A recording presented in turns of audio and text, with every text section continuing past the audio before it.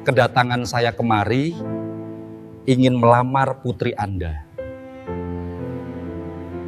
Bagaimana jadinya jika seorang santri sederhana berani mencintai putri seorang kiai besar, namun justru dihina dan direndahkan di depan pesantren megah tempat ia menuntut ilmu? Apakah cinta yang tulus bisa bertahan ketika harga diri diinjak-injak? Ataukah luka itu justru menjadi awal dari takdir yang tak pernah disangka? Sahabat semua yang dirahmati Allah, semoga hari ini kalian dalam keadaan sehat, dilancarkan rezekinya, dimudahkan segala urusannya, dan bagi yang sedang memiliki masalah, semoga Allah beri jalan keluar terbaik. Amin ya Robbal Alamin. Sebelum kita masuk ke cerita bab 1, seperti biasa, coba tulis di kolom komentar kalian menonton dari daerah mana? Dari Aceh, Medan, Padang, Palembang, Jakarta, Bandung, Surabaya, Makassar, Kalimantan, Lombok, atau bahkan dari luar negeri. Mari kita jadikan kolom komentar sebagai ajang silaturahmi. Siapa tahu ada yang satu daerah, satu kampung, bahkan satu pesantren. Saling sapa, saling mendoakan. Semoga yang sedang menuntut ilmu dimudahkan, yang sedang bekerja dilancarkan, dan yang sedang berjuang dalam diam, semoga Allah kuatkan hatinya. Dan untuk kalian yang sudah setia mengikuti kisah-kisah penuh hikmah di channel ini, jangan lupa klik tombol subscribe dan aktifkan lonceng notifikasinya, supaya tidak ketinggalan cerita terbaru. Doa terbaik untuk kalian yang sudah subscribe, semoga Allah mudahkan segala niat baiknya, dilapangkan hatinya, dan diberikan keberkahan dalam hidupnya. Amin. Di sebuah kota yang tidak terlalu ramai, namun dikenal sebagai pusat pendidikan agama, berdirilah sebuah pesantren yang sangat besar dan megah. Bangunannya menjulang kokoh dengan dinding berwarna krem keemasan, kubah hijau yang berkilau saat terkena sinar matahari pagi, serta halaman luas yang selalu dipenuhi langkah kaki para santri. Dari kejauhan, pesantren itu tampak seperti istana ilmu. Orang-orang menyebutnya sebagai salah satu pesantren paling berpengaruh di daerah tersebut. Pesantren itu dipimpin oleh seorang kiai yang sangat dihormati. Ilmunya luas, tutur katanya lembut namun tegas, dan wibawanya terasa bahkan sebelum beliau berbicara. Banyak orang tua dari berbagai daerah rela mengantarkan anak-anak mereka ke sana, berharap kelak menjadi alim, berakhlak, dan membawa keberkahan bagi keluarga. Setiap pagi sebelum matahari terbit, suara azan berkumandang dari masjid besar yang berada di tengah kompleks pesantren. Para santri bergegas bangun dari asrama mereka yang tertata rapi. Ada yang masih mengusap mata, ada yang sudah siap dengan sarung dan peci. Berjalan cepat agar tidak terlambat sholat berjamaah. Di antara ratusan santri itu, ada seorang pemuda berusia 25 tahun. Tubuhnya tidak terlalu tinggi, kulitnya sawo matang khas anak Sumatera, dan tatapannya tenang. Ia selalu mengenakan baju koko putih yang sudah agak memudar warnanya karena sering dicuci, sarung sederhana, dan peci hitam yang setia menempel di kepalanya. Namanya sering disebut teman-temannya sebagai santri yang pendiam tapi cerdas. Ia jarang banyak bicara, lebih sering terlihat di pojok perpustakaan atau duduk di teras masjid sambil membaca kitab. Ia berasal dari keluarga sederhana di Sumatera. Orang tuanya bukan orang kaya, hanya petani kecil yang setiap panen hasilnya tidak selalu menentu. Namun satu hal yang selalu mereka tanamkan sejak kecil adalah ilmu itu lebih tinggi dari harta. Perjalanan pemuda itu menuju pesantren tersebut bukanlah hal yang mudah. Ia harus menempuh perjalanan jauh dengan kapal dan bus berhari-hari. Saat pertama kali menginjakan kaki di gerbang pesantren yang megah itu, ia sempat terdiam. Di hadapannya berdiri gerbang tinggi dengan kaligrafi indah bertuliskan nama pesantren. Dalam hatinya ia berdoa, "Ya Allah, izinkan aku pulang nanti bukan hanya membawa rindu, tapi juga membawa ilmu." Hari-harinya di pesantren diisi dengan rutinitas yang disiplin. Bangun sebelum subuh, sholat berjamaah, mengaji kitab kuning hingga siang, hafalan, diskusi malam dan kerja bakti setiap akhir pekan. Tidak ada waktu untuk bermalas-malasan. Bahkan handphone pun dibatasi penggunaannya. Hidup di sana sederhana tapi penuh makna. Pemuda itu dikenal sebagai santri yang rajin membantu. Jika ada teman yang kesulitan memahami pelajaran, ia dengan sabar menjelaskan. Jika ada kerja bakti membersihkan halaman, ia datang paling awal dan pulang paling akhir. Ia tidak pernah mengeluh meskipun kiriman uang dari kampung sering terlambat. Kadang ia hanya makan seadanya, bahkan pernah beberapa kali menahan lapar demi membeli kitab yang ia butuhkan. Namun di balik ketekunannya, ada satu hal yang perlahan mulai mengusik hatinya. Pesantren itu bukan hanya dihuni para santri laki-laki. Di bagian terpisah ada komplek khusus santri putri dan juga rumah keluarga besar kiai. Putri kiai sering terlihat membantu kegiatan pesantren, terutama saat ada acara besar atau pengajian umum. Ia dikenal santun, berpakaian syar'i, dan jarang berbicara dengan laki-laki kecuali seperlunya. Pertama kali pemuda itu melihatnya bukan dalam suasana yang istimewa. Hanya sekilas saat ia sedang mengangkat galon air untuk keperluan dapur umum, dan gadis itu berjalan melewati halaman membawa beberapa buku. Wajahnya teduh, sorot matanya lembut, dan langkahnya penuh adab. Pemuda itu segera menunduk, menjaga pandangan. Ia sadar siapa dirinya dan siapa gadis itu. Ia hanyalah santri biasa dari kampung jauh di Sumatera, sedangkan gadis itu adalah putri seorang kiai besar, tumbuh dalam lingkungan terhormat dan penuh ilmu. Namun manusia tetaplah manusia, hati kadang bergerak tanpa izin. Seiring waktu tanpa ia sadari, setiap kali ada kegiatan besar dan gadis itu hadir, ia merasa degup jantungnya sedikit berbeda. Bukan karena nafsu, bukan karena ingin mendekat secara sembarangan, tapi lebih pada kekaguman terhadap akhlaknya. Ia pernah melihat gadis itu membantu seorang santri putri yang sakit, menyuapinya dengan sabar. Pernah pula ia mendengar dari kejauhan suara gadis itu membaca Al-Quran dengan tartil yang merdu saat acara khataman. Semua itu meninggalkan kesan yang dalam di hati sang pemuda. Malam-malamnya mulai berbeda. Ia masih membaca kitab, masih menghafal, masih berdiskusi. Tapi di sela-sela doanya, ada satu nama yang diam-diam ia sebut. Ia sendiri terkejut dengan perasaannya. Ia mencoba mengusirnya, berkata dalam hati bahwa ini tidak pantas. "Aku hanya santri biasa, jangan terlalu tinggi bermimpi," bisiknya. Ia memilih memperbanyak istighfar. Ia menundukkan pandangan lebih dalam. Ia menghindari jalur yang sekiranya bisa membuatnya sering berpapasan. Ia tidak ingin hatinya tergelincir. Namun semakin ia mencoba menekan, semakin jelas perasaan itu. Bukan karena sering berbicara, karena mereka hampir tidak pernah berbicara. Justru karena jarak itulah perasaan itu terasa suci dan menyakitkan sekaligus. Suatu sore setelah pengajian kitab tafsir, ia duduk sendirian di serambi masjid. Angin berhembus pelan, membawa aroma tanah basah setelah hujan. Ia memandang langit yang mulai berubah warna menjadi jingga. Dalam hatinya ia bergumam, "Ya Allah, jika perasaan ini baik, dekatkanlah dengan cara yang Engkau ridhoi. Jika tidak baik, cabutlah dari hatiku tanpa menyisakan luka." Ia sadar, mencintai putri kiai bukan perkara ringan.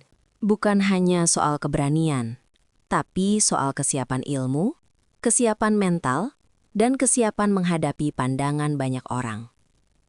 Ia tahu betul, di pesantren sebesar itu, putri kiai pasti memiliki banyak calon yang lebih pantas, menurut ukuran dunia. Tapi satu hal yang membuatnya tetap bertahan adalah niat. Ia tidak pernah sekalipun bermain-main.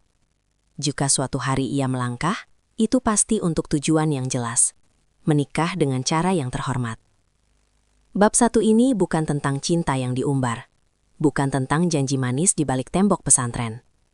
Ini adalah awal dari gejolak hati seorang santri yang berusaha menjaga diri di tengah ujian perasaan. Dan tanpa ia sadari, perasaan itu kelak akan membawanya pada ujian terbesar dalam hidupnya. Ujian tentang harga diri, tentang ketulusan, dan tentang seberapa kuat seseorang berdiri ketika dihina. Kisah ini baru saja dimulai. Di balik megahnya bangunan pesantren, di balik lantunan ayat suci setiap malam, ada takdir yang sedang Allah tuliskan perlahan. Waktu terus berjalan di pesantren megah itu. Hari-hari berlalu dengan jadwal yang sama, suara azan yang sama, dan lantunan kitab yang tak pernah berhenti. Namun bagi pemuda asal Sumatera itu, ada sesuatu yang perlahan berubah dalam dirinya. Bukan pada rutinitasnya, bukan pada semangat belajarnya, tetapi pada cara ia memandang masa depan.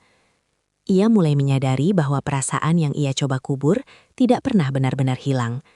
Setiap kali ia melihat putri kiai membantu acara pesantren, setiap kali mendengar suaranya membaca ayat suci dari balik hijab panjangnya, hatinya bergetar dengan cara yang sulit ia jelaskan. Namun, ia bukan lelaki yang gegabah. Ia tahu, di pesantren seperti itu, kehormatan adalah segalanya. Ia tidak ingin menjadi bahan kuncinan. Ia tidak ingin mencoreng nama baik pesantren atau mencederai adab yang selama ini ia jaga. Suatu malam, setelah sholat tahajud, ia duduk lama di dalam masjid. Lampu-lampu redup, sebagian santri sudah kembali ke asrama. Ia membuka mushaf Al-Quran, tapi pikirannya melayang. Ia bertanya pada dirinya sendiri, apakah ini hanya perasaan sesaat, ataukah ini ujian? Ia memutuskan melakukan istikharah. Selama beberapa malam berturut-turut, ia memohon petunjuk. Ia tidak meminta dipersatukan, ia hanya meminta kejelasan hati. Jika memang tidak baik, ia ingin Allah menghilangkan rasa itu dengan cara yang lembut. Namun, yang terjadi justru sebaliknya. Setiap selesai istikharah, hatinya terasa semakin mantap. Bukan semakin menggebu-gebu, tapi semakin tenang. Seolah ada bisikan halus yang mengatakan, jika niatmu benar, tempuhlah dengan cara yang benar. Di sisi lain, kehidupan di pesantren mulai memasuki masa sibuk. Akan diadakan acara besar, pengajian akbar yang mengundang banyak tamu dari luar kota. Para santri dipersiapkan untuk membantu segala kebutuhan acara. Pemuda itu ditugaskan di bagian logistik dan penataan tempat. Selama persiapan itulah, ia beberapa kali melihat putri kiai turut membantu dari kejauhan. Gadis itu tidak segan mengangkat kardus buku, mengatur konsumsi untuk tamu perempuan, bahkan menenangkan santri kecil yang kelelahan. Tidak ada sikap angkuh, tidak ada kesan merasa lebih tinggi. Hal itu semakin menguatkan tekadnya. Ia tidak mencintai karena kecantikan semata, tapi karena akhlaknya. Namun tidak semua orang memandang hidup sesederhana itu. Di kalangan santri senior, mulai terdengar kabar bahwa putri kiai memang sedang banyak dilirik oleh keluarga-keluarga terpandang. Ada yang anak pengusaha, ada yang sudah menjadi ustadz terkenal, bahkan ada yang sudah memiliki pesantren cabang di kota lain. Kabar itu sampai juga ke telinga pemuda tersebut. Malam itu, ia merasa dadanya sesak. Ia menyadari betapa jauhnya jarak antara dirinya dan para calon yang disebut-sebut itu. Ia hanyalah santri yang belum lulus, belum punya apa-apa. Bahkan untuk pulang kampung pun ia masih menunggu kiriman uang orang tua. Keraguan mulai merayap. Siapa aku ini? Batinnya bertanya. Beberapa hari kemudian, ia memberanikan diri mendekati salah satu guru yang paling ia hormati. Guru itu dikenal bijak dan sering menjadi tempat curhat para santri. Dengan suara pelan dan penuh hormat, ia menyampaikan bahwa ada hal yang mengganjal di hatinya. Ia tidak menyebut nama. Ia hanya berkata bahwa ia menyukai seseorang yang menurutnya sulit untuk ia gapai, dan ia ingin tahu apakah sebaiknya ia melanjutkan perasaan itu atau menguburnya. Sang guru terdiam lama, lalu berkata, "Nak, mencintai bukan dosa. Yang salah adalah cara mencintai. Jika niatmu untuk menikah dan kau siap menempuh jalan yang benar, maka jangan takut pada status. Tapi ingat, cinta bukan hanya soal hati, ada tanggung jawab besar di belakangnya." Kata-kata itu menancap dalam-dalam. Sejak saat itu, pemuda tersebut mulai menyusun rencana dalam diam. Ia tahu ia belum pantas melangkah sekarang. Ia harus meningkatkan kapasitas dirinya. Ia harus menjadi lebih dari sekadar santri biasa. Ia mulai lebih giat belajar. Ia mengambil tambahan hafalan. Ia aktif dalam diskusi ilmiah. Bahkan ia mulai diminta membantu mengajar santri junior karena kemampuannya menjelaskan pelajaran dengan sabar dan runtut. Namanya perlahan mulai dikenal bukan hanya sebagai santri pendiam, tetapi sebagai santri yang cerdas dan berakhlak baik. Namun di balik semua itu, ujian belum selesai. Suatu sore saat ia sedang menyapu halaman bersama beberapa teman, tanpa sengaja ia mendengar percakapan dua orang tamu yang datang menemui keluarga kiai. Mereka membicarakan kemungkinan lamaran untuk putri kiai. Salah satu nama yang disebut adalah seorang ustadz muda yang sudah memiliki pesantren besar di kota lain. Dadanya kembali terasa berat. Ia menyadari bahwa waktu mungkin tidak berpihak padanya. Jika ia terlalu lama menunggu, mungkin kesempatan itu akan hilang selamanya. Malam itu ia kembali berdoa dengan lebih sungguh-sungguh. Air matanya menetes tanpa ia sadari. Ia tidak menangis karena cemburu, tapi karena takut kalah sebelum berjuang. Dalam sujudnya ia berkata, "Ya Allah, aku tidak meminta Engkau memaksakan takdir. Jika dia bukan untukku, kuatkan aku menerima. Tapi jika ada sedikit saja kemungkinan, beri aku keberanian untuk melangkah." Keberanian, kata itulah yang akhirnya menguasai pikirannya. Beberapa hari kemudian, ia membuat keputusan besar. Ia akan menyampaikan niatnya secara langsung kepada keluarga kiai. Bukan dengan cara sembunyi-sembunyi, bukan dengan perantara teman. Ia ingin datang sebagai laki-laki yang bertanggung jawab, meski mungkin akan ditolak. Sebelum melangkah, ia menulis surat untuk orang tuanya di Sumatera. Ia menceritakan tentang niatnya. Ia tahu keluarganya tidak punya harta, tapi ia ingin doa mereka menjadi bekal terbesarnya. Balasan dari kampung datang beberapa minggu kemudian. Tulisan tangan ayahnya sederhana, tapi penuh makna. "Nak, ayah dan ibu tidak punya apa-apa untuk dibanggakan selain doamu. Jika niatmu baik, lanjutkan. Kami ridho. Hasilnya serahkan pada Allah." Surat itu membuatnya semakin mantap. Ia mulai mempersiapkan diri. Ia memperbaiki penampilannya seadanya. Baju koko putihnya ia cuci bersih dan setrika rapi. Sarung terbaik yang ia punya, ia lipat dengan hati-hati. Peci hitamnya ia bersihkan dari debu. Bukan untuk terlihat mewah, tapi untuk menunjukkan kesungguhan. Di sisi lain, tanpa ia ketahui, takdir sedang bergerak lebih cepat dari yang ia bayangkan. Ibu dari sang gadis ternyata memiliki pandangan yang sangat berbeda. Ia sudah lama berharap putrinya menikah dengan lelaki yang sudah mapan, yang memiliki pesantren sendiri, yang tidak hanya berilmu, tapi juga berpengaruh. Dan ketika kabar sampai ke telinga ibu itu bahwa ada seorang santri biasa yang mulai menunjukkan niat, hatinya langsung bergejolak. Bab ini berakhir dengan langkah pertama yang akan menentukan segalanya. Suatu sore menjelang maghrib, dengan jantung berdebar dan tangan sedikit gemetar, pemuda asal Sumatera itu berjalan menuju rumah keluarga kiai. Langkahnya pelan, tapi tekadnya bulat. Ia tidak tahu bahwa di balik pintu yang akan ia ketuk, ada ujian yang jauh lebih besar dari sekadar penolakan. Langit sore itu berwarna jingga keemasan. Angin berhembus pelan melewati halaman pesantren yang luas. Para santri sebagian sudah bersiap menuju masjid untuk sholat maghrib berjamaah. Namun, langkah pemuda asal Sumatera itu justru mengarah ke bangunan yang jarang ia dekati. Rumah keluarga besar kiai yang berdiri megah di sisi timur kompleks pesantren. Setiap langkahnya terasa berat, seakan tanah yang ia pijak menahannya untuk kembali. Keringat dingin mulai terasa di telapak tangannya. Ia bukan takut dimarahi, ia bukan takut dipermalukan, ia hanya takut niat baiknya dianggap lancang. Di dalam hatinya, ia terus melafalkan istighfar. Sesampainya di depan rumah itu, ia berdiri beberapa detik, menatap pintu kayu besar berukir kaligrafi indah. Rumah itu tampak tenang, tapi baginya terasa seperti gerbang takdir. Ia menarik napas panjang, lalu mengetuk pelan. Seorang santri senior yang bertugas membantu keluarga kiai membuka pintu. Wajahnya tampak heran melihat siapa yang datang. "Ada perlu apa?" tanyanya pelan. Dengan suara yang tetap ia jaga agar tidak bergetar, pemuda itu menjawab, "Saya ingin menyampaikan niat baik kepada keluarga kiai, jika diperkenankan." Santri senior itu menatapnya beberapa saat, lalu memintanya menunggu di ruang tamu.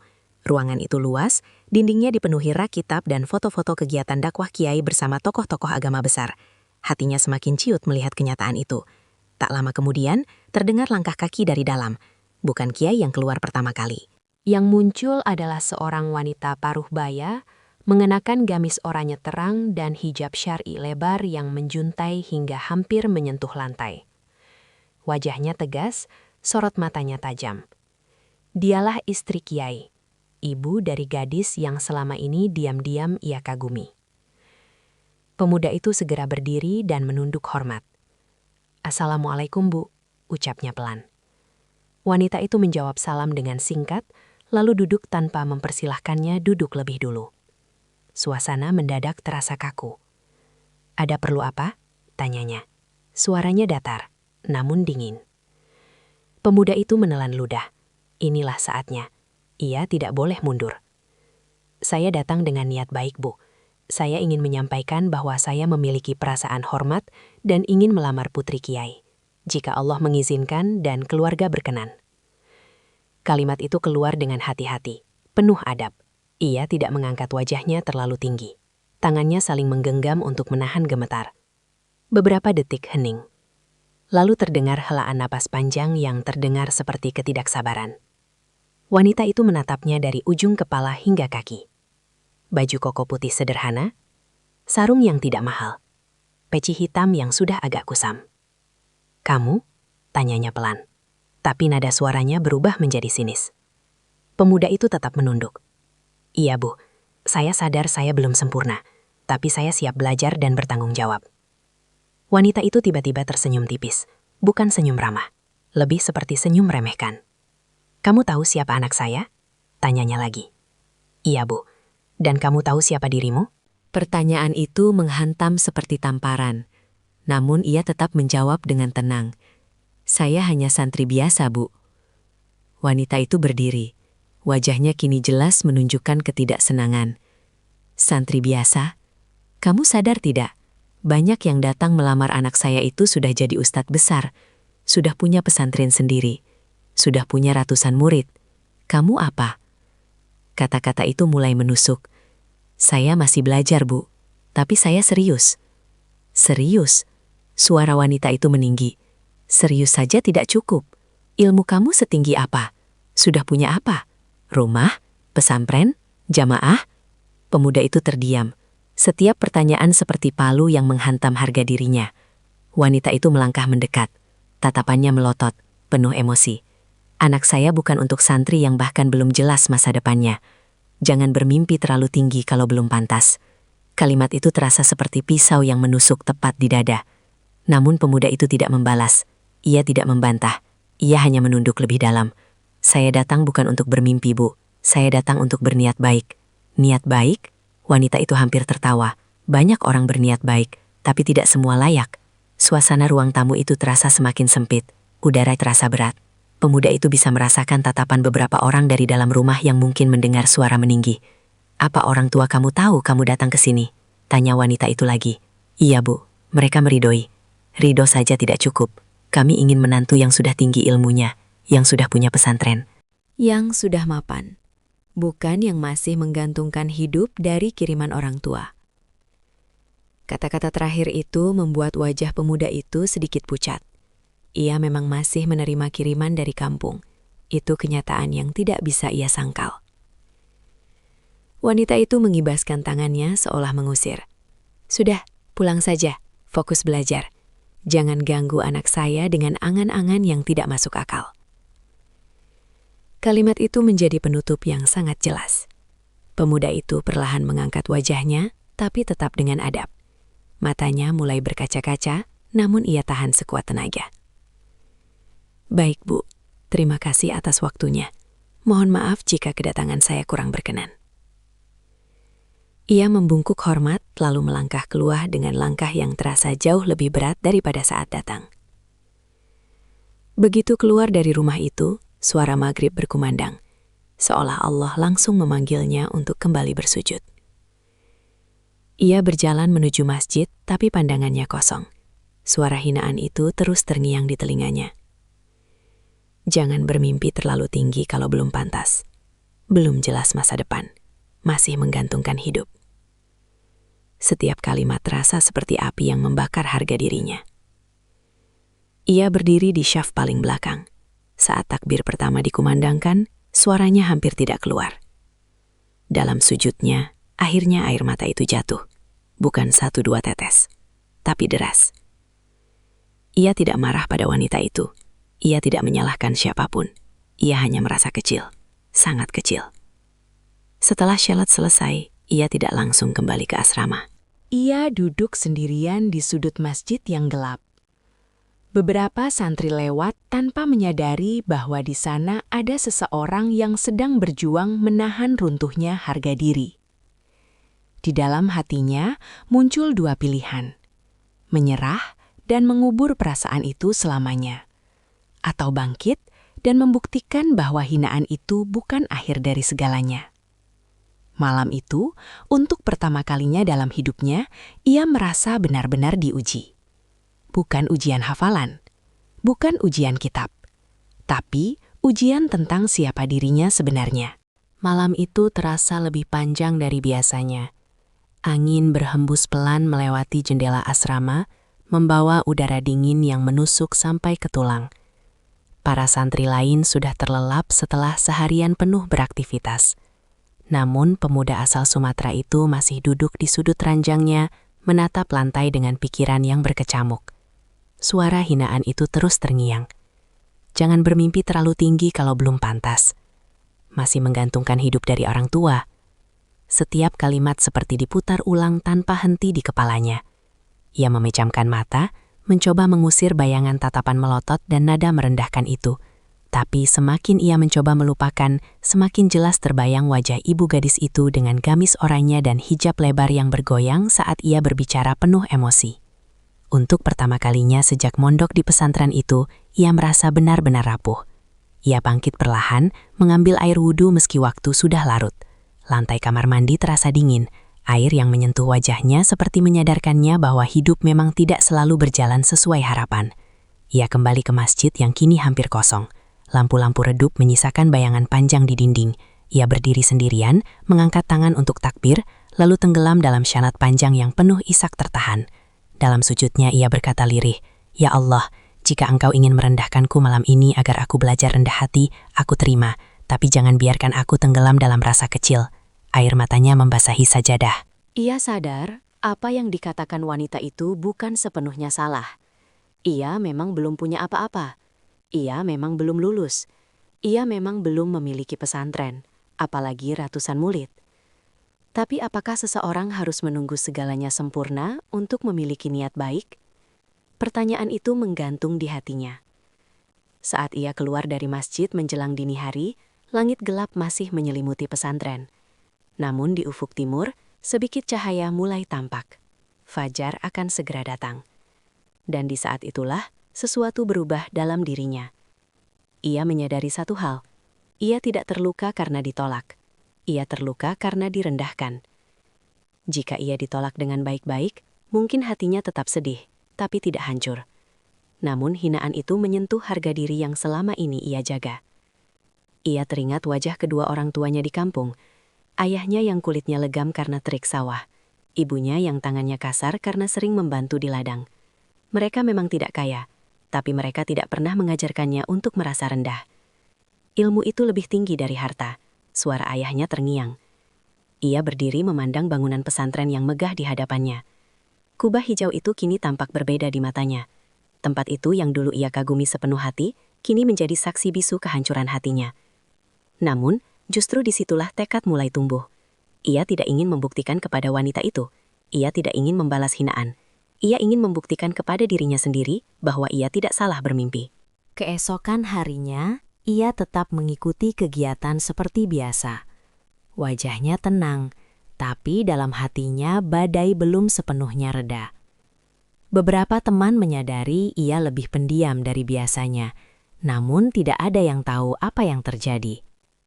Putri Kiai itu pun tidak mengetahui apa yang telah berlangsung di ruang tamu rumahnya malam sebelumnya. Ia tetap menjalani aktivitasnya seperti biasa, membantu santri putri, menghadiri pengajian, dan menjaga adab sebagaimana mestinya. Pemuda itu sengaja menghindari jalur yang mungkin mempertemukan mereka. Bukan karena benci, tapi karena ia butuh waktu untuk menyembuhkan diri. Hari-hari berikutnya terasa berat. Setiap kali ia melewati rumah keluarga Kiai, hatinya sedikit bergetar. Namun perlahan, rasa sakit itu berubah menjadi sesuatu yang lain. Semangat. Ia mulai memandang hinaan itu sebagai cermin. Jika memang ia belum cukup, maka ia harus memperbaiki diri. Jika memang ilmunya belum tinggi, maka ia harus menambahnya. Jika memang masa depannya belum jelas, maka ia harus membuatnya jelas.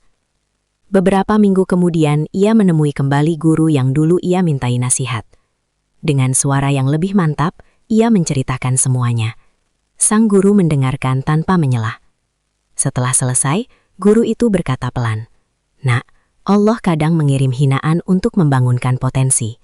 Pertanyaannya bukan lagi apakah kamu pantas untuk anak kiai itu. Pertanyaannya, apakah kamu mau menjadi versi terbaik dari dirimu sendiri?"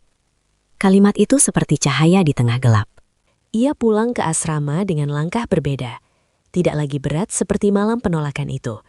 Kini langkahnya terasa lebih terarah. Beberapa hari kemudian, sebuah keputusan besar ia ambil. Ia memutuskan untuk melanjutkan pendidikannya ke jenjang yang lebih tinggi setelah menyelesaikan masa belajarnya di pesantren itu.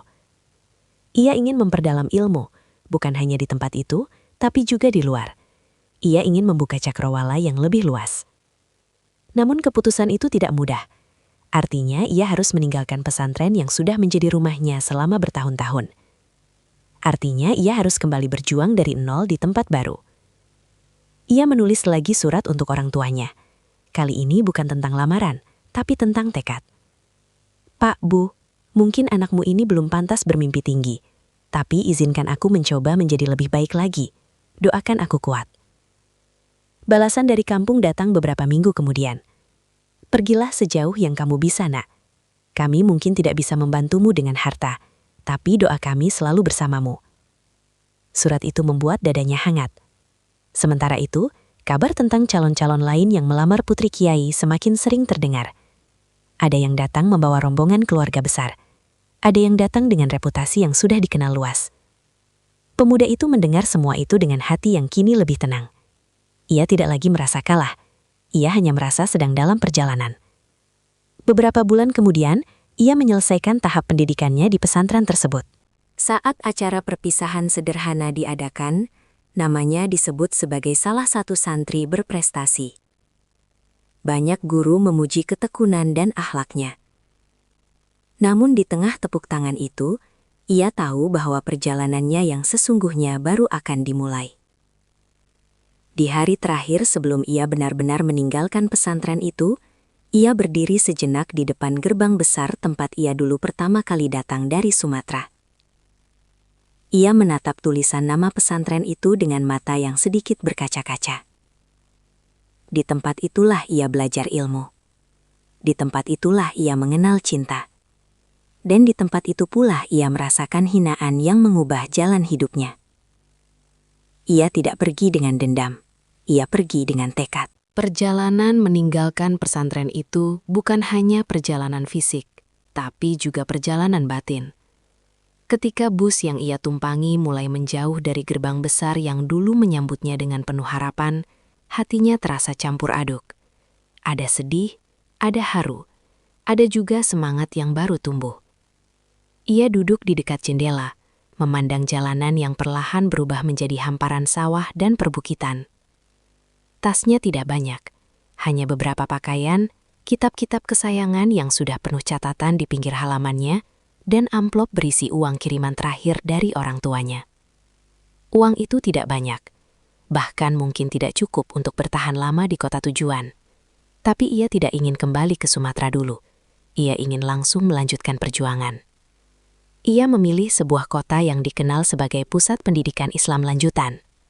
Di sana ada lembaga pendidikan tinggi yang menerima lulusan pesantren untuk memperdalam tafsir, hadis, dan fikih. Biayanya tidak murah, tapi ia berharap bisa mencari cara. Sesampainya di kota itu, kenyataan langsung menyambutnya dengan keras. Biaya pendaftaran, biaya asrama, biaya makan, semuanya terasa besar jika dibandingkan dengan isi amplopnya.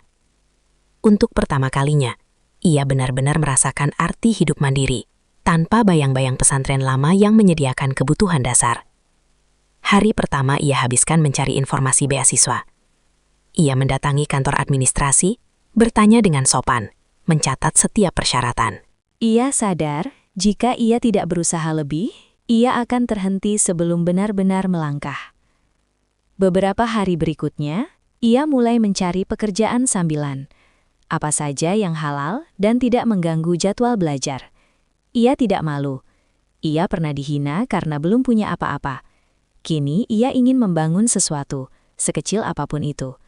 Akhirnya, ia mendapatkan pekerjaan sebagai penjaga toko buku Islam kecil di dekat kampus. Gajinya tidak besar, tapi cukup untuk menambah biaya makan. Setiap pagi ia kuliah, siang hingga sore menjaga toko, malam belajar kembali. Hidupnya menjadi jauh lebih berat dibanding saat masih di pesantren dulu. Tidak ada lagi dapur umum, tidak ada lagi jadwal makan teratur. Kadang ia hanya makan sekali sehari, agar uangnya cukup sampai akhir bulan. Namun anehnya, hatinya justru terasa lebih kuat. Setiap kali tubuhnya lelah, ia teringat malam ketika ia dihina. Ia tidak lagi merasa sakit, ia merasa tertantang. Jika aku berhenti sekarang, maka benar kata mereka, bisiknya dalam hati. Waktu berjalan cepat, bulan berganti bulan. Ia mulai dikenal sebagai mahasiswa yang rajin dan kritis. Dosen-dosen memperhatikan caranya bertanya yang mendalam. Ia tidak sekadar menghafal, tapi mencoba memahami makna di balik setiap hukum dan dalil. Di toko buku tempat ia bekerja, ia juga sering berdiskusi dengan pembeli. Kadang ada ustadz yang mampir, kadang mahasiswa lain yang ingin bertanya tentang kitab tertentu. Tanpa sadar, kemampuannya berbicara mulai terasa. Suatu hari, pemilik toko melihat caranya menjelaskan sebuah buku tafsir kepada pembeli dengan begitu runtut dan menyentuh.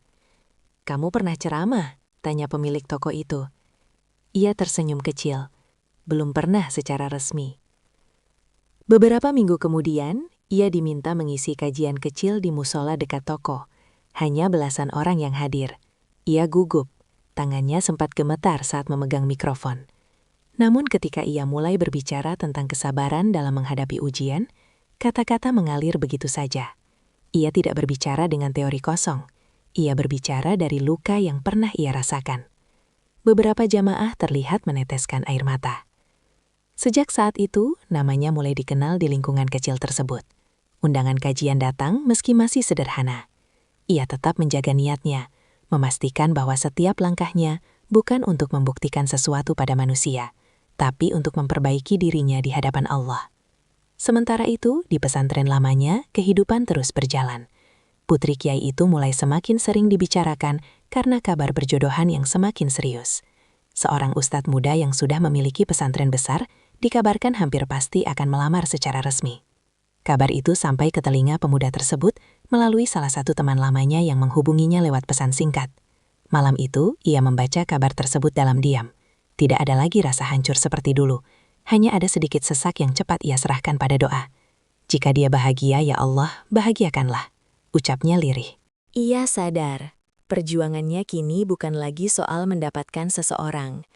Perjuangannya adalah membentuk dirinya menjadi lebih baik, entah untuk siapapun jodohnya kelak. Tahun pertama berlalu, ia berhasil mendapatkan beasiswa parsial karena prestasinya. Beban biaya sedikit berkurang. Ia tetap bekerja sambilan, tapi kini dengan lebih ringan. Ia mulai menulis artikel-artikel pendek tentang akhlak dan kesabaran yang dimuat di buletin kampus. Tulisannya sederhana tapi menyentuh, karena lahir dari pengalaman nyata. Dalam salah satu tulisannya, ia menulis kalimat yang menjadi pegangan hidupnya. "Hinaan manusia tidak akan menjatuhkanmu, kecuali kamu sendiri yang memilih untuk berhenti." Tanpa ia sadari, kalimat itu dibaca oleh banyak orang. Di sisi lain, kehidupan kembali menyiapkan ujian baru untuknya. Bukan lagi soal cinta yang ditolak, tapi soal godaan dunia yang mulai membuka pintu. Namanya mulai dikenal lebih luas. Beberapa orang mulai memujinya berlebihan. Ada yang menyebutnya calon ustadz besar, ada yang mengatakan masa depannya cerah. Dan disitulah bahaya baru muncul. Apakah ia akan tetap rendah hati seperti dulu? Ataukah ia akan terjebak dalam pujian dan lupa dari mana ia memulai? Tahun kedua di kota itu menjadi titik balik yang tidak pernah ia bayangkan sebelumnya. Jika tahun pertama adalah tentang bertahan hidup, maka tahun kedua adalah tentang dikenal. Kajian-kajian kecil yang dulu hanya dihadiri belasan orang, kini mulai dipenuhi puluhan jamaah. Musalah kecil itu bahkan sering tidak cukup menampung peserta, hingga sebagian harus duduk di teras. Suaranya yang tenang, penyampaiannya yang runtut, serta pengalaman pribadinya yang jujur, membuat banyak orang merasa dekat dengannya. Namun ia selalu mengingat satu hal, ia pernah dihina karena belum punya apa-apa. Setiap kali pujian datang, ia menundukkan hati. Ia tahu betul betapa rapuhnya manusia ketika mulai merasa, sudah.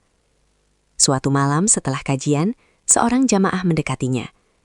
Lelaki paruh baya itu memperkenalkan diri sebagai pengurus sebuah yayasan pendidikan Islam. Kami sedang mencari pengajar tetap untuk program tahfidz dan tafsir, katanya. Saya melihat ada potensi besar pada diri Anda. Ia terdiam. Tawaran itu bukan hanya soal mengajar. Jika ia menerima, itu berarti ia akan memiliki posisi yang lebih mapan, penghasilan tetap, dan mungkin sedikit demi sedikit, mimpi yang dulu dianggap terlalu tinggi mulai terlihat wujudnya. Namun ia tidak langsung menerima. Ia meminta waktu untuk istikharah. Malam itu, ia kembali bersujud panjang. Ia tidak ingin salah langkah. Ia tidak ingin melangkah hanya karena ingin membuktikan sesuatu pada masa lalu. Beberapa hari kemudian, ia menerima tawaran itu dengan niat lurus. Ia mulai mengajar di yayasan tersebut, tetap sambil menyelesaikan pendidikannya. Rutinitasnya semakin padat. Pagi kuliah, siang mengajar, malam mengisi kajian atau menulis. Tubuhnya sering lelah, tapi jiwanya terasa hidup. Perlahan tabungannya mulai terkumpul. Tidak besar, tapi cukup untuk membuatnya tidak lagi bergantung penuh pada kiriman orang tua. Untuk pertama kalinya, ia mengirim uang ke kampung. Ketika ibunya menelepon dengan suara bergetar karena haru, hatinya terasa penuh. Anak ibu sudah bisa kirim uang. Suara ibunya hampir tak percaya. Ia tersenyum di balik telepon. Belum banyak, Bu, tapi doakan supaya terus berkah. Di saat itulah ia sadar. Ia tidak lagi berdiri di titik yang sama seperti malam penghinaan itu. Ia sudah bergerak. Ia sudah berubah. Namun kehidupan tidak hanya berisi kenaikan. Suatu hari, kabar yang dulu sempat ia dengar akhirnya menjadi kenyataan. Putri Kiai resmi dilamar oleh ustadz muda yang sudah memiliki pesantren besar. Prosesi lamaran dilakukan secara tertutup, namun kabarnya cepat menyebar di kalangan alumni pesantren. Salah satu teman lamanya mengirim pesan singkat. Akhirnya jadi juga, sepertinya sebentar lagi menikah. Ia membaca pesan itu dalam diam. Tidak ada lagi gemetar seperti dulu, tidak ada lagi rasa marah. Hanya ada satu rasa yang sulit dijelaskan. Lega dan sedih bercampur menjadi satu. Malam itu, ia berjalan sendirian menyusuri jalanan kota. Lampu-lampu kendaraan melintas cepat, seolah menggambarkan waktu yang tak pernah berhenti. Ia bertanya pada dirinya sendiri. Apakah perjuanganku selama ini masih ada hubungannya dengan dia? Dan jawaban itu datang perlahan. Tidak. Perjuangannya kini bukan lagi tentang seorang gadis.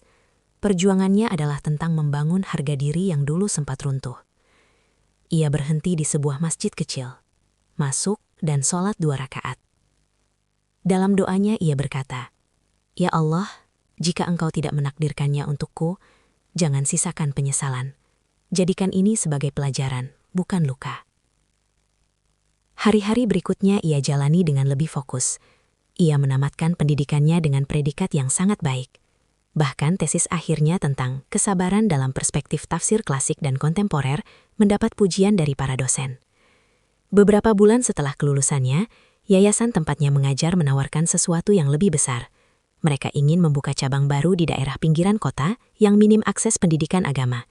Mereka membutuhkan seseorang yang siap memimpin dan membangun dari nol. Banyak yang ragu mengambil tugas itu karena lokasinya terpencil dan fasilitasnya terbatas. Namun ketika tawaran itu sampai kepadanya, hatinya justru bergetar. Membangun dari nol. Bukankah itu yang selama ini ia lakukan dalam hidupnya? Tanpa banyak pertimbangan, ia menerima. Ia pindah ke daerah tersebut. Tanahnya masih kosong dengan bangunan sederhana yang bahkan belum selesai sepenuhnya. Tidak ada kemewahan seperti pesantren lamanya dulu. Tidak ada kubah megah atau gedung bertingkat. Hanya niat dan kerja keras.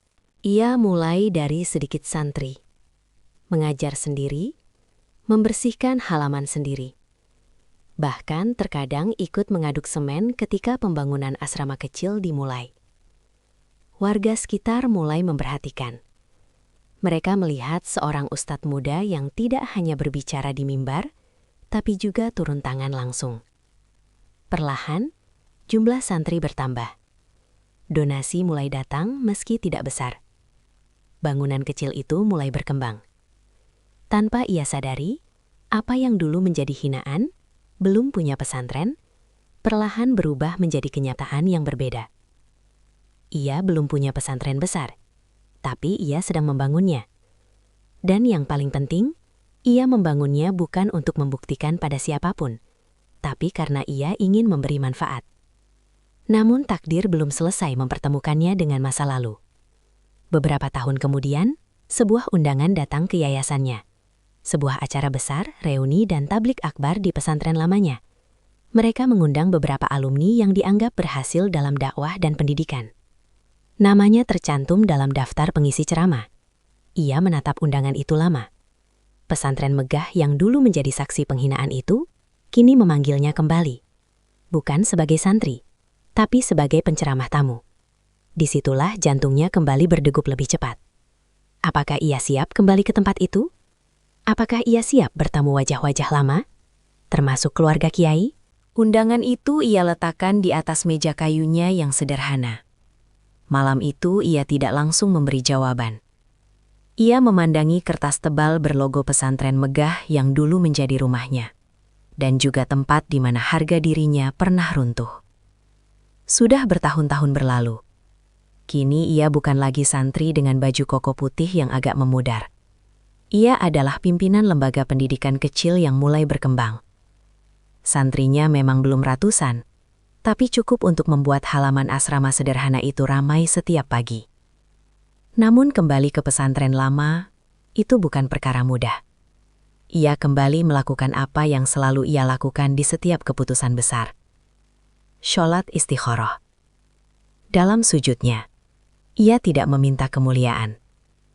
Ia hanya meminta keteguhan hati. Jika kepulanganku membawa kebaikan, lapangkanlah. Jika hanya akan membuka luka lama, jauhkanlah. Keesokan harinya, dengan hati yang lebih tenang, ia mengirim jawaban bahwa ia bersedia hadir. Hari keberangkatan pun tiba. Ia mengenakan pakaian terbaik yang ia miliki. Tetap sederhana, namun rapi dan bersih. Janggutnya kini lebih terawat, sorot matanya lebih matang. Ada wibawa yang terbentuk bukan karena jabatan, tapi karena perjalanan panjang. Perjalanan menuju pesantren itu terasa seperti mengulang waktu. Jalanan yang dulu ia lewati sebagai santri, kini ia lewati sebagai tamu undangan. Ketika kendaraan yang membawanya memasuki gerbang besar pesantren, jantungnya berdetak lebih cepat. Gerbang itu masih sama. Kubah hijau itu masih berdiri megah. Halaman luas itu kini dipenuhi tenda-tenda besar untuk acara tablik akbar. Beberapa panitia menyambutnya dengan hormat. "Masya Allah, akhirnya Ustadz datang juga," ujar salah satu panitia dengan senyum lebar. Kata Ustadz yang dulu terasa jauh dari dirinya, kini terdengar begitu biasa. Tapi ia tidak ingin terlena. Ia melangkah masuk ke kompleks yang dulu menjadi saksi air matanya. Setiap sudut terasa akrab, namun juga berbeda. Asrama yang dulu ia tempati, kini sudah direnovasi. Masjidnya tampak lebih luas. Ia sempat berhenti sejenak di serambi masjid. Di tempat itulah dulu ia duduk menatap langit jingga, memohon agar Allah menghilangkan perasaan jika memang tidak baik. Di tempat itulah ia menangis setelah dihina. Kini ia berdiri di tempat yang sama, tapi dengan hati yang tidak lagi rapuh. Acara dimulai selepas asar. Ribuan jamaah hadir. Alumni, santri aktif, masyarakat sekitar. Nama-nama besar disebut sebagai pengisi ceramah. Ketika namanya dipanggil, ia melangkah ke atas panggung dengan tenang. Dari atas mimbar itu, ia bisa melihat seluruh halaman pesantren. Ia bisa melihat deretan santri duduk rapi. Ia bisa melihat para guru lama yang dulu mengajarnya. Dan di barisan depan, ia melihat wajah yang tidak pernah benar-benar hilang dari ingatannya. Ibu itu, masih dengan gaya berpakaian yang khas. Kali ini bukan gamis oranye tarang, tapi warna yang lebih lembut. Namun sorot matanya tetap tegas. Di sampingnya duduk sang kiai yang kini terlihat lebih tua. Dan tidak jauh dari mereka, duduk seorang wanita dengan hijab syar'i lebar yang wajahnya kini lebih dewasa. putri kiai itu. Hatinya bergetar sekejap, namun ia segera menarik napas dan memulai ceramahnya. Tema yang ia pilih bukan tentang kesuksesan, bukan tentang membangun pesantren, tapi tentang satu hal yang pernah menjadi titik terendah hidupnya, kesabaran dalam menghadapi hinaan. Ia tidak menyebut nama, ia tidak menyebut kejadian secara detail, tapi setiap kalimatnya lahir dari pengalaman nyata. Ada orang yang Allah uji dengan kemiskinan, ucapnya tenang. Ada yang diuji dengan kehilangan, dan ada yang diuji dengan direndahkan. Tapi ketahuilah, kehinaan di mata manusia tidak pernah bisa menghapus kemuliaan di sisi Allah. Suasana hening, beberapa santri terlihat terdiam, beberapa jamaah mengangguk pelan. Ia melanjutkan, "Jangan berhenti hanya karena satu suara mengatakan kamu tidak pantas. Jika niatmu benar, perbaiki diri, bukan membalas. Buktikan bukan dengan dendam, tapi dengan kualitas." Kata-kata itu menggema di halaman pesantren yang dulu menjadi saksi kehancurannya. Dari atas panggung ia tidak menatap khusus ke arah siapapun, tapi di sudut matanya ia melihat ibu itu menunduk perlahan. Ceramahnya ditutup dengan doa panjang, ribuan tangan terangkat, suasana terasa haru. Setelah acara selesai banyak yang mengerumuninya. Alumni lama menyalaminya, guru-guru memeluknya dengan bangga. "Dulu kamu memang sudah terlihat berbeda," kata salah satu guru sambil tersenyum. Namun, pertemuan yang paling ia tahu tidak terhindarkan akhirnya terjadi. Di salah satu ruangan tamu, ia dipanggil untuk bertemu keluarga Kiai. Ia masuk dengan langkah tenang. Kiai itu menyambutnya dengan hangat. "Alhamdulillah, saya bangga melihat perkembanganmu," ujar sang kiai dengan suara lembut. Ia menunduk hormat.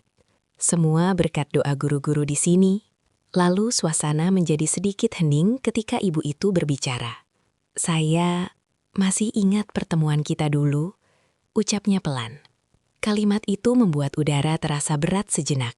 Ia mengangguk sopan. "Saya juga ingat, Bu." Ibu itu menarik napas dalam. "Kalau waktu bisa diulang, mungkin saya akan memilih kata-kata yang berbeda. Itu bukan permintaan maaf secara langsung, tapi cukup untuk menunjukkan penyesalan." Ia tersenyum kecil. "Tidak apa-apa, Bu. Justru dari kata-kata itulah saya belajar banyak." Putri Kiai itu tetap diam sejak tadi. Wajahnya tenang, namun matanya terlihat menyimpan banyak hal yang tak terucap. Dan kemudian, sebuah kalimat keluar dari ibu itu yang membuat jantungnya kembali berdetak lebih cepat. "Jodoh anak saya ternyata tidak jadi." Ruangan itu mendadak terasa sunyi. Ia menatap tanpa bertanya.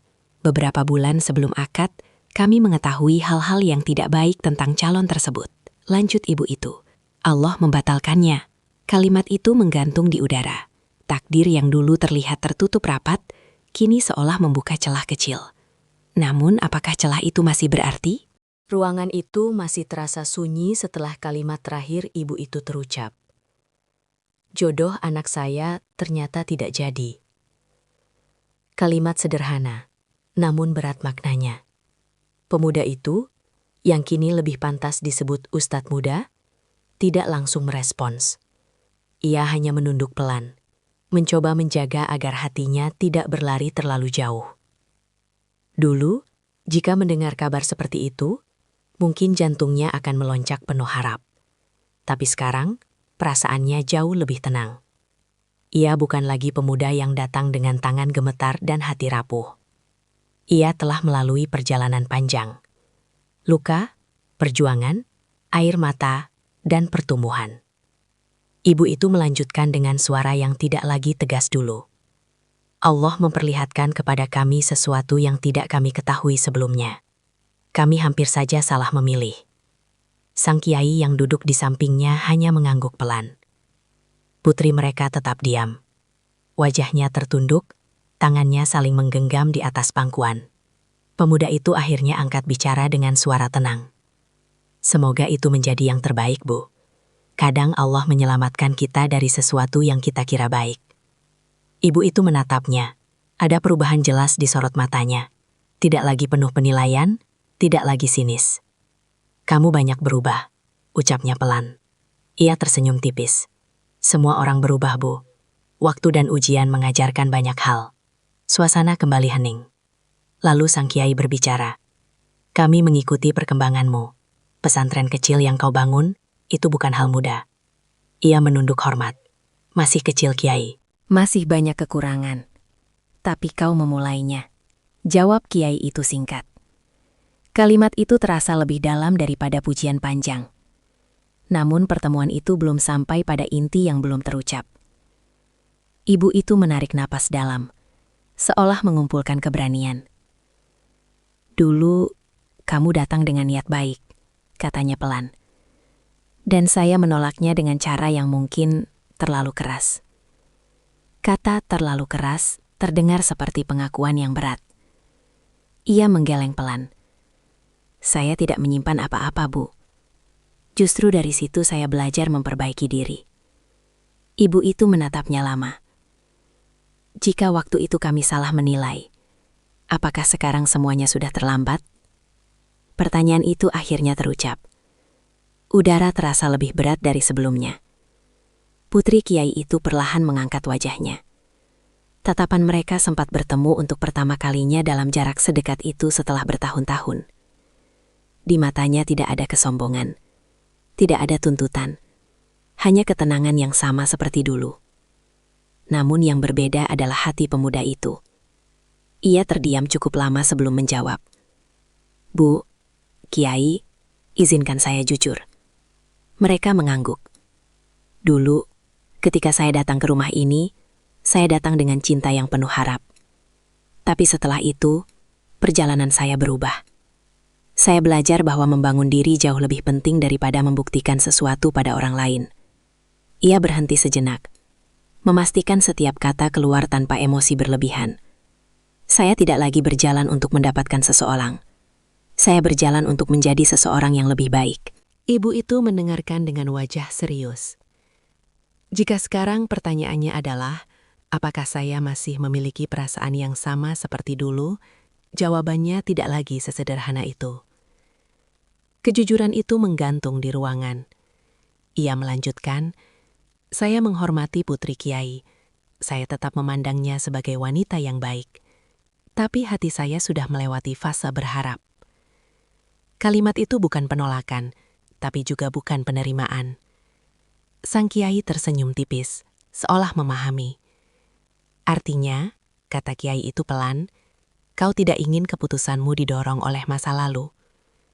Ia mengangguk. Ibu itu menunduk. Untuk pertama kalinya ia terlihat seperti seorang ibu biasa yang menyadari kesalahannya, bukan sosok tegas yang dulu berdiri penuh amarah. Jika kami meminta kesempatan kedua, bukan karena kasihan, bukan karena penyesalan, tapi karena kami melihat siapa dirimu sekarang, apa jawabanmu? Pertanyaan itu jauh lebih berat daripada hinaan bertahun-tahun lalu. Dulu ia hanya perlu menahan sakit. Sekarang ia harus memilih dengan hati yang sudah berubah. Ia meminta waktu. Bolehkah saya memikirkannya, Bu? Saya tidak ingin menjawab karena nostalgia atau emosi sesaat. Sang Kiai mengangguk penuh pengertian. Keputusan besar tidak boleh tergesa, ucapnya. Pertemuan itu berakhir tanpa kesimpulan pasti. Saat ia keluar dari ruangan itu, langkahnya terasa lebih berat daripada ketika dulu keluar dengan hati hancur. Ironisnya, dulu ia ditolak dan merasa jatuh. Sekarang ia diterima, tapi justru merasa bimbang. Malam itu ia menginap di pesantren sebagai tamu kehormatan. Di kamar yang dulu pernah ia tempati, ia duduk sendirian. Semua kenangan seperti kembali diputar.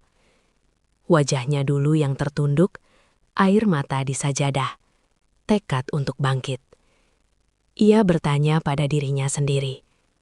Jika dulu mereka menerima tanpa hinaan, apakah aku akan menjadi seperti sekarang? Jawabannya mungkin tidak. Luka itu yang membentuknya. Hinaan itu yang mendorongnya melangkah lebih jauh. Kini, ketika kesempatan itu datang kembali, ia sadar satu hal. Ia tidak lagi mencintai dengan cara yang sama. Dulu, cintanya dipenuhi harap. Sekarang, cintanya dipenuhi pertimbangan. Ia kembali melakukan istikharah. Dalam sujudnya, ia berkata, "Ya Allah, Jika ini baik untuk agamaku dan masa depanku, dekatkanlah dengan ketenangan. Jika tidak, jauhkan tanpa menyisakan penyesalan. Air matanya tidak lagi jatuh karena sakit. Kali ini, air matanya jatuh karena sadar betapa Allah telah membawanya sejauh ini. Langit di atas pesantren masih gelap ketika adzan pertama berkumandang.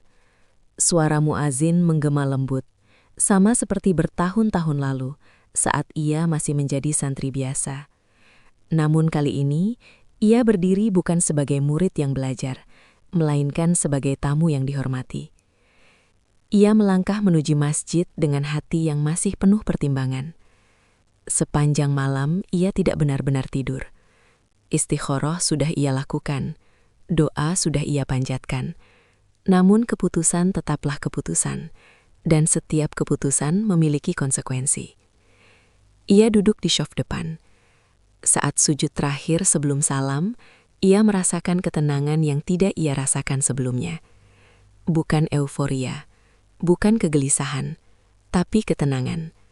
Dan dari ketenangan itulah, jawaban perlahan muncul. Setelah sholat subuh dan wirid selesai, ia duduk sebentar di serambi masjid. Matahari mulai naik, menyinari halaman pesantren yang dulu menjadi saksi masa-masa sulitnya. Ia teringat satu hal penting. Dulu ia ingin menikahi putri kiai itu karena cinta dan harapan.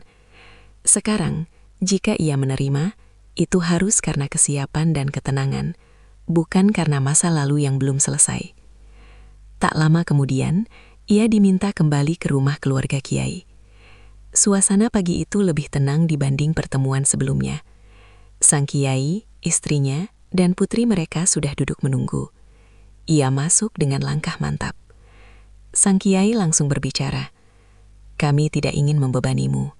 Apapun keputusanmu, kami terima." Ia mengangguk pelan. "Semalam saya banyak berpikir," ucapnya tenang. Saya merenungi perjalanan hidup saya. Jika dulu saya diterima tanpa ujian, mungkin saya tidak akan berdiri di sini seperti sekarang. Ibu itu mendengarkan dengan serius. Saya tidak pernah menyimpan dendam, dan saya tidak ingin menjadikan masa lalu sebagai dasar keputusan. Ia menoleh sejenak ke arah putri kiai itu. Tatapan mereka kembali bertemu. Kali ini lebih lama. Ada rasa hormat, ada ketenangan. Jika sekarang kesempatan itu datang kembali, lanjutnya, maka saya ingin memastikan satu hal. Apakah ini benar-benar karena kesiapan, atau hanya karena keadaan yang berubah? Ibu itu menjawab pelan, "Kami melihat keteguhanmu, kami melihat akhlakmu, kami melihat bagaimana engkau membangun dari nol. Itu bukan hal kecil." Sang kiai menambahkan, "Dan yang terpenting, kami melihat kematanganmu." Ruangan kembali hening. Akhirnya ia berkata dengan suara yang lebih tegas, "Jika memang Allah membuka jalan ini kembali, saya bersedia melangkah. Tapi bukan sebagai santri yang ingin membuktikan sesuatu. Saya melangkah sebagai lelaki yang siap memimpin dan bertanggung jawab." Kata-kata itu terasa berat sekaligus ringan. Ibu itu menutup wajahnya sesaat, mungkin menahan haru. Sang kiai tersenyum penuh makna. Putri kiai itu tetap tenang, namun senyum kecil terlihat di bibirnya. Namun ia belum selesai. "Ada satu syarat dari saya," katanya pelan. Semua menatapnya. "Saya ingin kita memulai semuanya dari awal, tanpa bayang-bayang masa lalu, tanpa membicarakan lagi siapa yang dulu benar atau salah." Sang kiai langsung mengangguk. Itu lebih baik. Ibu itu pun berkata pelan, "Kami setuju."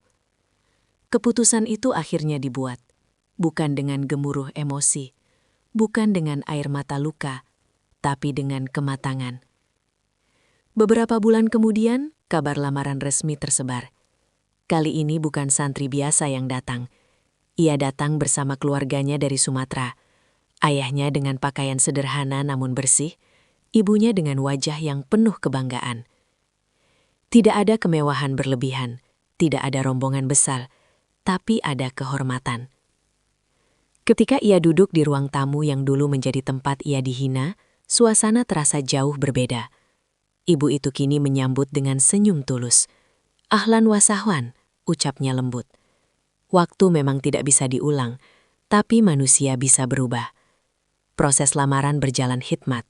Tidak ada lagi nada meremehkan. Yang ada hanya pembicaraan serius tentang tanggung jawab, visi ke depan, dan bagaimana mereka akan bersama-sama membangun pendidikan yang lebih luas. Hari akad nikah pun tiba. Pesantren megah itu kembali menjadi saksi. Namun kali ini bukan saksi air mata kehancuran, melainkan saksi perjalanan panjang yang berujung pada kematangan. Saat ijab kabul terucap lancar, ia merasakan sesuatu yang berbeda dari sekedar bahagia. Ia merasakan kemenangan yang tidak lahir dari balas dendam. Ia merasakan kedewasaan yang lahir dari ujian. Namun kisah ini belum benar-benar selesai, karena kehidupan setelah pernikahan jauh lebih menantang daripada perjuangan sebelum menikah. Kini, ia bukan hanya pemimpin pesantren kecil. Ia juga menantu dari pesantren besar. Tanggung jawabnya berlipat. Akad itu telah selesai. Kalimat ijab kabul terucap lancar dalam satu tarikan napas. Para saksi mengangguk mantap. Doa-doa menggema memenuhi ruangan besar di pesantren megah itu. Tangan-tangan terangkat, air mata haru menetes di banyak wajah. Ia kini resmi menjadi suami. Bukan lagi santri yang datang dengan hati gemetar. Bukan lagi pemuda yang pulang dengan hinaan. Kini ia berdiri sebagai lelaki yang ditempa oleh waktu. Namun justru setelah semua itu, ujian yang lebih halus mulai datang. Beberapa hari setelah pernikahan, bisik-bisik mulai terdengar di antara sebagian orang. Akhirnya jadi juga ya. Dulu kan sempat ditolak. Berarti sekarang sudah dianggap pantas. Ia mendengar semuanya, kadang langsung, kadang melalui orang lain. Dulu mungkin kalimat seperti itu akan membakar egonya. Sekarang ia hanya tersenyum tipis. Karena ia tahu satu hal, jika ia mulai menikmati pembuktian, maka ia sedang berjalan menuju kesombongan. Hari-hari awal pernikahan berjalan sederhana. Ia dan istrinya sepakat untuk tidak hidup berlebihan. Meski ia kini menjadi bagian dari keluarga besar pesantren ternama, ia tetap memilih tinggal di pesantren kecil yang ia bangun dari nol. Keputusan itu sempat membuat sebagian orang heran. Kenapa tidak sekalian pindah dan mengelola pesantren besar saja? Tanya seorang kenalan. Ia menjawab tenang, karena yang kecil ini masih butuh dibesarkan. Istrinya mendukung sepenuhnya. Ia tidak menunjukkan sikap sebagai putri kiai besar. Ia membantu santri putri di pesantren kecil itu, mengajar, bahkan ikut membersihkan asrama jika diperlukan. Disitulah ia semakin yakin bahwa keputusan yang ia ambil bukanlah nostalgia, melainkan pilihan matang. Namun kehidupan rumah tangga tidak selalu semulus harapan. Suatu malam, setelah kegiatan panjang, ia duduk sendiri di teras pesantren kecilnya. Angin malam berhembus pelan. Ia memandangi bangunan sederhana yang dulu hanya tanah kosong. Istrinya duduk di sampingnya. "Kamu diam saja sejak tadi," ucap istrinya lembut. Ia tersenyum kecil. "Aku hanya berpikir, andai dulu aku menyerah setelah dihina, mungkin aku tidak akan pernah duduk di sini." Istrinya menatapnya dengan tenang. "Dan andai dulu ibu tidak menolak dengan cara itu, mungkin kamu juga tidak akan jadi seperti sekarang." Kalimat itu membuatnya terdiam. Benar. Luka itu bukan musuh. Luka itu guru. Beberapa bulan kemudian ujian lain datang. Pesantren kecil yang ia bangun mengalami kesulitan dana. Beberapa donatur berhenti membantu karena kondisi ekonomi memburuk. Pembangunan asrama baru terancam berhenti di tengah jalan. Sebagian pengurus menyarankan agar ia meminta bantuan besar dari pesantren mertuanya. Itu pilihan mudah. Namun ia menolak. "Aku tidak ingin pesantren ini tumbuh karena bayang-bayang nama besar," katanya tegas. Biarkan ia berdiri karena kepercayaan masyarakat. Keputusan itu berat. Ia harus kembali mengencangkan ikat pinggang. Ia bahkan ikut turun langsung mengajar lebih banyak untuk mengurangi biaya tenaga tambahan. Istrinya tidak mengeluh. Justru ia semakin aktif membantu. Melihat itu, masyarakat sekitar mulai semakin percaya. Donasi kecil tapi rutin berdatangan. Warga membantu tenaga. Perlahan pembangunan kembali berjalan. Disitulah ia benar-benar memahami arti keberhasilan. Bukan tentang menikahi putri kiai, bukan tentang kembali dengan kepala tegak, tapi tentang tetap rendah hati ketika sudah berada di atas. Suatu hari, dalam sebuah kajian besar di pesantren kecilnya yang kini semakin dikenal, ia menyampaikan satu kalimat yang lahir dari seluruh perjalanan hidupnya. Jangan takut dihina ketika kamu masih kecil. Takutlah ketika kamu sudah besar, tapi lupa caranya bersujud. Santri-santri terdiam. Ia melanjutkan, kadang Allah merobohkan harga diri kita di hadapan manusia, agar kita belajar membangunnya hanya di hadapannya. Kalimat itu bukan teori, itu adalah hidupnya sendiri. Beberapa tahun berlalu, pesantren kecil itu berkembang pesat, santrinya ratusan, bangunannya lebih layak, sistem pendidikannya tertata rapi. Ia sering diundang ke berbagai kota untuk berbagi pengalaman tentang membangun dari nol. Namun setiap kali ia melewati gerbang pesantren lamanya, ia tetap menunduk hormat. Karena disitulah semuanya dimulai. Disitulah ia pernah merasa kecil. Dan disitulah ia belajar bahwa harga diri sejati tidak diberikan oleh manusia, tidak dicabut oleh hinaan, dan tidak ditentukan oleh status. Harga diri sejati tumbuh dari kesabaran, keikhlasan, dan keteguhan dalam memperbaiki diri. Suatu sore, ia berdiri di halaman pesantren kecilnya. Anak-anak santri berlari kecil menuju masjid untuk sholat asar. Istrinya tersenyum melihat mereka dari kejauhan. Ia menarik napas dalam. Hinaan itu kini tinggal kenangan. Luka itu kini menjadi pelajaran. Dan cinta itu kini bukan lagi tentang pembuktian, melainkan tentang keberkahan. Ia tersenyum pelan dan berbisik dalam hati. Ya Allah, terima kasih karena Engkau tidak langsung mengabulkan keinginanku dulu. Engkau mengujiku terlebih dahulu, agar ketika Engkau memberiku, aku sudah siap menerimanya. Dan disitulah kisah ini berakhir.